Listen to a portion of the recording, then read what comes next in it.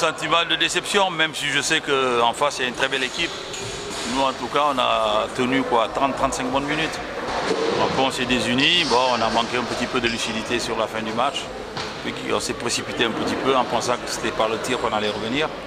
Mais en tout cas, il y a eu une très bonne prestation de la part des joueurs.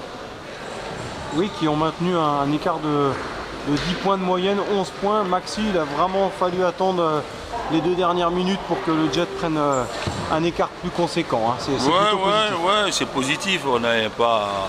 Quand on joue à l'extérieur et qu'on perd de si peu, c'est toujours des points de satisfaction. Mais après, il ne faut pas non plus oublier qu'on est dans une compétition où il faut gagner les matchs. Voilà. Aujourd'hui, la déception, c'est d'avoir perdu. Mais pour autant, il y a eu des très bonnes choses. Bon, qu'est-ce que vous retenez justement? Il y a eu des bons mouvements quand même dans la raquette, vous avez essayé de construire? Ouais, on essaye, vous savez, il nous manque pas mal de joueurs et je pense que les garçons qui ont pu faire, parce qu'on s'est déplacé à 9 déjà, ont montré quand même qu'ils avaient cette volonté de construire quelque chose ensemble. Ça s'est vu sur tout le long du match. Bon, on profite parce que la situation sanitaire est inquiétante en région parisienne. On sait que cette saison risque d'être tronquée. Oui, complètement. Ça va être compliqué. J'espère simplement non seulement pour les sportifs, mais pour tous les Français, de retrouver le sourire et surtout de cette pandémie-là, on la laisse derrière nous.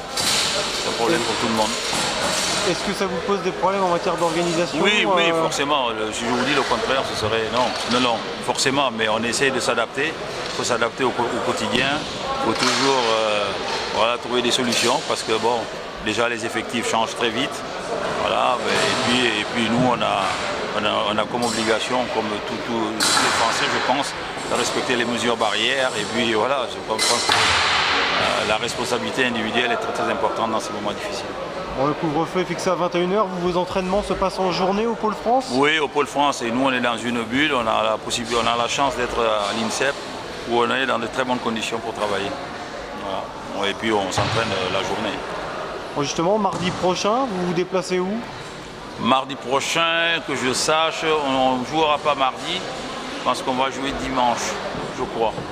Je n'ai pas le calendrier en tête, voilà. C'est vrai que vous auriez dû jouer à domicile ce soir, finalement. Oui, on a inversé justement par rapport à cette pandémie qui est en Ile-de-France. On a essayé vous nous avez gentiment accepté qu'on intervertisse les matchs.